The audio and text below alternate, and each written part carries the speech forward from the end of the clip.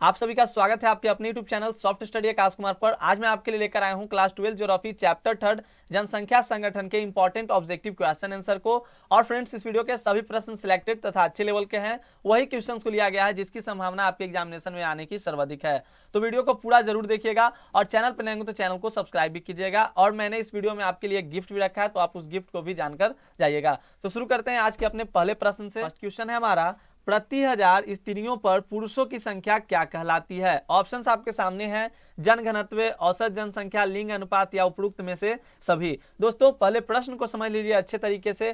प्रश्न कहता है कि प्रति हजार स्त्रियों पर पुरुषों की संख्या क्या कहलाती है। आपके एग्जामिनेशन में इसका डिफिनीशन भी पूछा जाता है, तो याद रखिएगा, इसका आपके एग्जामिनेशन में डिफिनीशन भी पूछा जाता है। तो हो जाएगा इसका सही जवाब ऑप्शन सी, लिंग अनुपात। प्रति हजार स्त्रियों पर जो पुरुषों की संख्या होती है उसे लिंग अनुपात कहा जाता है। और साथियों याद रखिएगा, अभी तो यहाँ आपको कह रहा है कि प्रति हजार स्त्रियों पर पुरुषों की संख्या, और यही कभी कभी पूछ देगा कि प्रति हजार पुरुषों पर स्त्रियों की संख्या क्या कहलाती है, तो उसे भी आप लिंग अनुपात कहेंगे। यानी कि स्त्री और पुरुष की संख्या को अगर डिवाइड किया जाए और उसमें 1000 से मल्टीप्लाई कर दिया जाए तो आप उसे लिंग अनुपात का ही नाम देंगे। और यही नहीं, कहीं कहीं कोई देशों में, मतलब दूसरे देशों में क्या होता है कि अभी हम लोग प्रति हजार पे गणना कर रहे हैं ना, तो कहीं कहीं आपके 100 पर ही गणना किया जाएगा। यानी प्रति 100 स्त्रियों पर पुरुषों की संख्या क्या कहला जाएगी, लिंग अनुपात कहलाती है। जैसे अमेरिका की बात करें तो अमेरिका में भी प्रति 100 पर ही क्या किया जाता है, लिंग अनुपात को डिफाइन किया जाता है। तो याद रखिएगा, इंपॉर्टेंट क्वेश्चन है। नेक्स्ट हमारा अगला प्रश्न है, प्रश्न संख्या 2 को देखिए।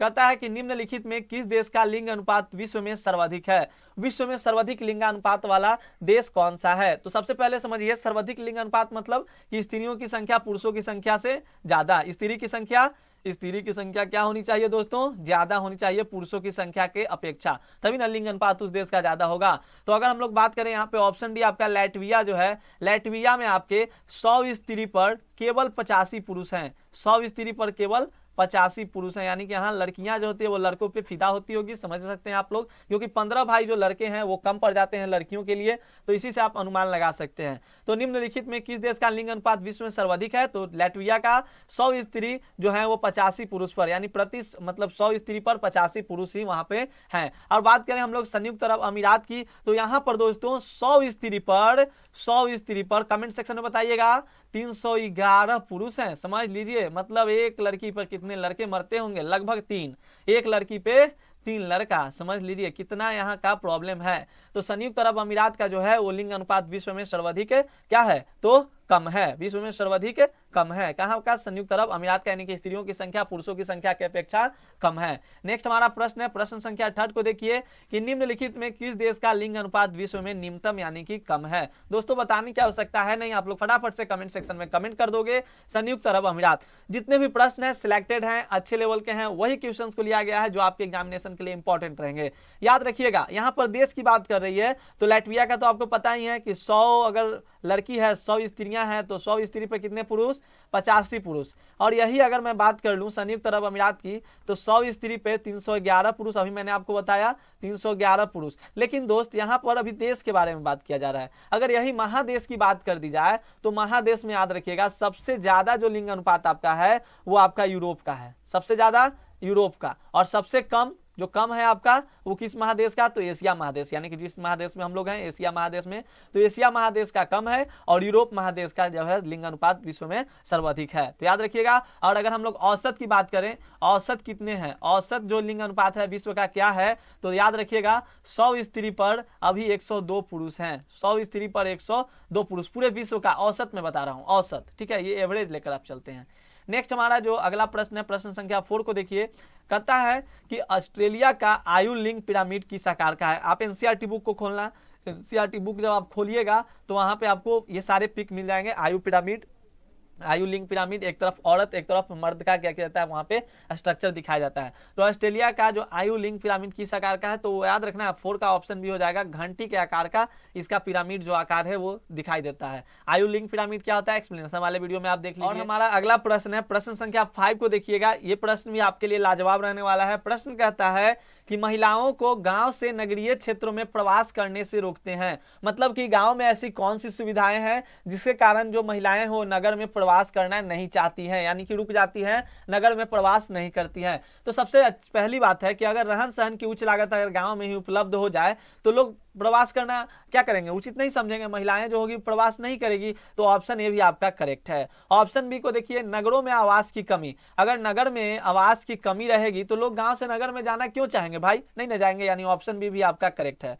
सी देखिए, सुरक्षा की कमी, अगर महिलाओं को अगर नगर में सुरक्षा की कमी अगर रहेगी तो महिला जाना चाहेगा, तो यहाँ कर लीजिएगा ऑप्शन में कि नगर में सुरक्षा की कमी, अगर नगर में सुरक्षा की कमी रहेगी तो महिला क्या करेगा, गांव से नगर की ओर प्रवास नहीं करेगी। क्वेश्चन को मैंने थोड़ा सा बेढंगा तरीके से बनाया ताकि आप अच्छे से समझ पाए। ऑप्शन डी देखिए, इनमें से सभी, तो ऑप्शन डी को ही टिक कीजिएगा, इनमें से सभी आपके बिल्कुल करेक्ट आंसर हैं। दोस्तों उम्मीद करता हूं आपको वीडियो समझ में आ रही हो, वीडियो समझ में आ रही तो वीडियो को लाइक जरूर कीजिएगा, चैनल पे नए होंगे चैनल को सब्सक्राइब कर लीजिएगा। अगला प्रश्न है प्रश्न संख्या 6 को देखिए, लाजवाब प्रश्न है साथियों।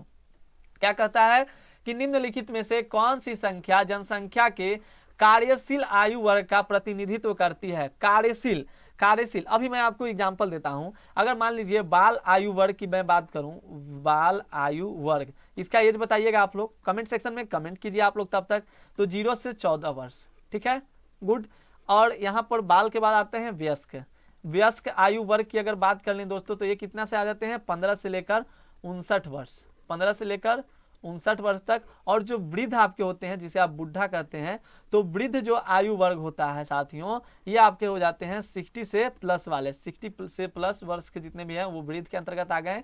तो ये जो होते हैं वयस्क पे ही डिपेंड रहते हैं, बाल आयु वाले भी वयस्क पे डिपेंड हैं और वृद्ध भी क्या है, वयस्क पे ही डिपेंड है। यानी कि ये जो बाल आयु वर्ग है ये आश्रित है किस पे, वयस्क पे, और वृद्ध भी है तो वो भी क्या है, आश्रित है किस पे, तो वयस्क पे आश्रित है। इसीलिए इन दोनों को, बाल आयु वर्ग को और वृद्ध आयु वर्ग को आश्रित आयु वर्ग के नाम से भी जानते हैं, तो आप इसे याद रखिएगा, आश्रित आयु वर्ग भी इन्हें कहा जाता है। और जो ये बीच वाला है इन्हें वयस्क को, इन्हें कार्यशील कहा जाता है, यही कार्यशील जनसंख्या है। तो कार्यशील आयु वर्ग का प्रतिनिधित्व कौन करती है, 15 से लेकर 59 वर्ष, यानी कि ऑप्शन डी आपका करेक्ट आंसर है। पेन को मैं चेंज कर लेता हूं क्योंकि उतना मजा नहीं आ रहा है ब्लैक पेन होने से। नेक्स्ट हमारा प्रश्न है प्रश्न संख्या 7 को देखिए, 7 नंबर कहता है कि वृद्ध जनसंख्या को प्रदर्शित करता है, वृद्ध जनसंख्या को, तो बिल्कुल जी 60 वर्ष से अधिक वाले को हम लोग वृद्ध जनसंख्या के अंतर्गत रखते हैं। तो जिस भी प्रश्न का आंसर आपको पहले से याद रहना, नीचे कमेंट सेक्शन में कमेंट जरूर कीजिएगा। अगला हमारा प्रश्न है प्रश्न संख्या 8 को देखिए, जनसंख्या का लिंग संगठन, ऑप्शन है पुरुष तथा स्त्रियों के बीच में, बच्चों तथा प्रौढ़ों के बीच में, ए और बी दोनों, और ए और बी दोनों में से कोई नहीं। तो सिंपल सी बात है, लिंग अनुपात हम निकालते हैं पुरुष तथा स्त्रियों के बीच में, और लिंग संगठन भी वही है आपका, सेक्स कॉम्पोजिशन आप कहते हैं इसे। तो इनके कॉम्पोजिशन की अगर बात की जाए क्या कुछ है, और ये देखिए जरूरी क्यों पड़ता है, अगर हम लोग को लिंग संगठन के बारे में पता नहीं रहेगा तो पता कैसे चलेगा, इसी से तो चलता है कि हाँ लड़कियां कितनी पिछड़ रही हैं, लड़के कितने पिछड़ रहे हैं। अगर लड़कियों और लड़के का जो आपका संख्या वो समान हो जाए तो जो भेदभाव वाला सिस्टम वो तो धीरे धीरे खत्म ही हो जाएगा ना। तो जनसंख्या का लिंग संगठन, तो पुरुष तथा स्त्रियों के बीच, तो ऑप्शन है आपका करेक्ट आंसर है। अगला हमारा प्रश्न है 9 नंबर देखिएगा, ग्रामीण क्षेत्र के लोग कैसे होते हैं भाई, प्राथमिक क्रिया में संलग्न होते हैं, गैर प्राथमिक क्रिया में संलग्न होते हैं। तो मैंने तो देखा है भैया, मैंने देखा है कि जो ग्रामीण क्षेत्र के लोग होते हैं वो क्या करते हैं, ज्यादातर लोग ऑप्शन ए यानी कि प्राथमिक यानी कि मत्स्य पालन यही सारे चीज को करते हैं, खेती करते हैं, तो प्राथमिक क्रिया में संलग्न होते हैं। तो ऑप्शन ए आपका बिल्कुल करेक्ट आंसर है, ग्रामीण क्षेत्र के लोग प्राथमिक क्रिया में यानी कि प्राइमरी सेक्टर से ये क्या है, तो इनका रिलेशन है। अगला हमारा प्रश्न है 10 नंबर को देखिएगा, 10 नंबर कहता है किसी देश में साक्षर जनसंख्या का अनुपात किसका सूचक होता है। साक्षर यानी कि जो पढ़ा लिखा, तो पढ़ा लिखा अगर रहेगा तो सुरक्षा तो भैया रहेगा ही रहेगा, सांस्कृतिक विकास का, लेकिन मेन जो अकॉर्डिंग टू एनसीईआरटी बात करें हम लोग तो सामाजिक आर्थिक विकास की उसमें बात बताई जाती है एनसीईआरटी में। तो किसी देश में साक्षर जनसंख्या का अनुपात किसका सूचक होता है दोस्तों, तो ऑप्शन सी को आप करेक्ट कर लोगे, सामाजिक आर्थिक विकास का। अब लोग कहेंगे कि सुरक्षा का नहीं, लोग पढ़े लिखे रहेंगे साक्षर रहेंगे तो सुरक्षा का नहीं होगा, सांस्कृतिक विकास का नहीं होगा, लेकिन आप सामाजिक आर्थिक विकास अगर रहे तो आप इसे ही टिक कीजिएगा क्योंकि ऑप्शन सी आपका बिल्कुल करेक्ट है according to your syllabus, your book, your NCERT book.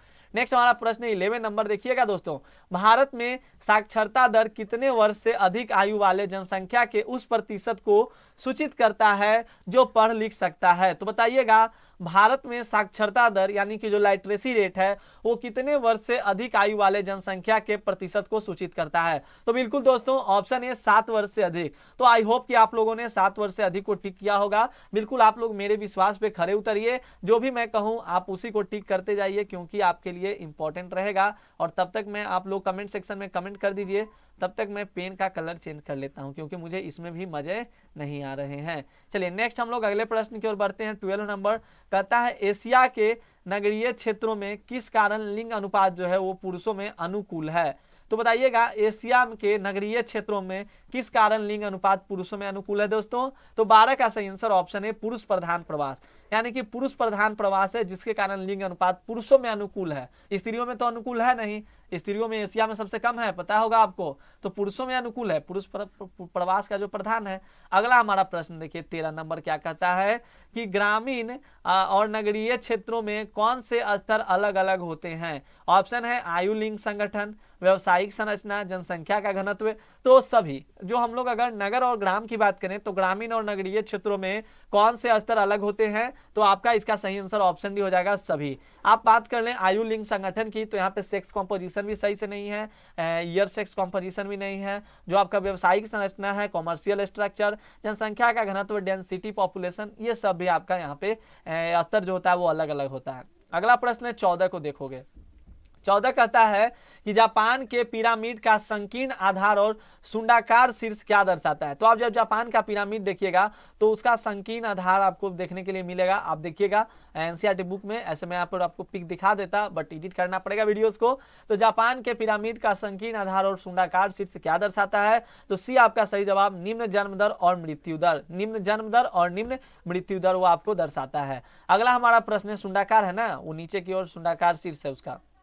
अगला प्रश्न है 15 नंबर देखिएगा, निम्न लिंग अनुपात किसमें है। तो चीन में भी भैया, एशिया का ये सब है, तो एशिया में चीन आपका आ गया, भारत, सऊदी अरब, तो सभी में जो आपका है लिंग अनुपात क्या है तो कम ही है। लिंग अनुपात कब ज्यादा होगा, जब स्त्रियों की संख्या पुरुषों की संख्या से, स्त्रियों की संख्या ग्रेटर होगी किससे, पुरुषों की संख्या से, तो इसमें हम लोग कहेंगे कि लिंग अनुपात ज्यादा है। जैसे अगर हम लोग बात करें अगर लैटविया की, तो लैटविया में 100 स्त्री पर आपके 85 पुरुष, ठीक है, तो स्त्रियों की संख्या ज्यादा हो गई, ग्रेटर है स्त्री। और यही अगर संयुक्त अरब अमीरात की बात करें तो 100 स्त्री पर आपके क्या हो जाते हैं 311 पुरुष है, तो ये आपका लिंग अनुपात कम हो जाता है। तो चीन, भारत, सऊदी अरब और सभी इसका सही जवाब हो जाएगा। लिंग अनुपात किसमें सर्वाधिक है, सॉरी कम है, तो सभी में, चीन, भारत और सऊदी अरब।